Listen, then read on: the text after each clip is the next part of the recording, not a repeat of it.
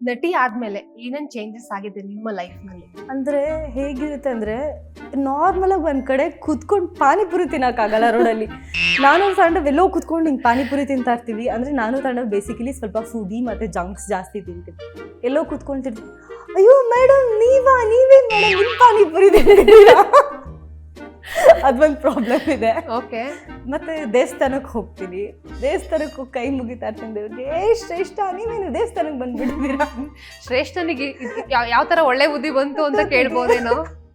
ಈ ತರ ಇಲ್ಲ. ಅಂದ್ರೆ ನಾವು ನಮ್ಮ ತರ ಇರೋದಕ್ಕೆ ಸ್ವಲ್ಪ ಕಷ್ಟ ಆಗುತ್ತೆ ಅಷ್ಟೇ. ಅದ್ ಬಿಟ್ಟು ದೊಡ್ಡ ಸಮಸ್ಯೆ ಅಂತ ಏನೂ ಇಲ್ಲ. ನಿಮ್ ಯೋಚನೆಗಳು ಏನಾದ್ರು ಬದಲಾಗಿದ್ಯಾ ನಟಿ ಆದ್ಮೇಲೆ?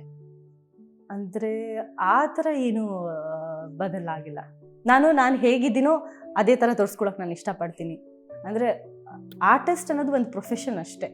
ನನಗೆ ಅದರಿಂದ ಏನು ಆರ್ಟಿಸ್ಟ್ ಅಂದರೆ ನಾನು ಆರ್ಟಿಸ್ಟ್ ಥರನೇ ಇರಬೇಕು ಆ ಥರ ಇಲ್ಲ. I M A normal person. ನಾನು ಕೆಲ್ಸಕ್ಕೆ ಹೋಗ್ತೀನಿ, ನೀವು ಬೇರೆಯವ್ರು ಯಾವ್ಯಾವ ಥರ ಕೆಲಸ ಮಾಡ್ತಾರೆ, ಆ್ಯಕ್ಟಿಂಗ್ ನನಗೆ ಆ ಥರ ಒಂದು ಕೆಲಸ ಅಷ್ಟೇ. ಅದಾದಮೇಲೆ ನಂದು ಪರ್ಸ್ನಲ್ ಲೈಫ್ ಇದೆ. ನನ್ನ ಪರ್ಸ್ನಲ್ ಲೈಫಲ್ಲಿ ಕಾವ್ಯ ಹೇಗಿರ್ಬೋದೋ ಹಾಗಿರ್ತೇನೆ. ಅಂದ್ರೆ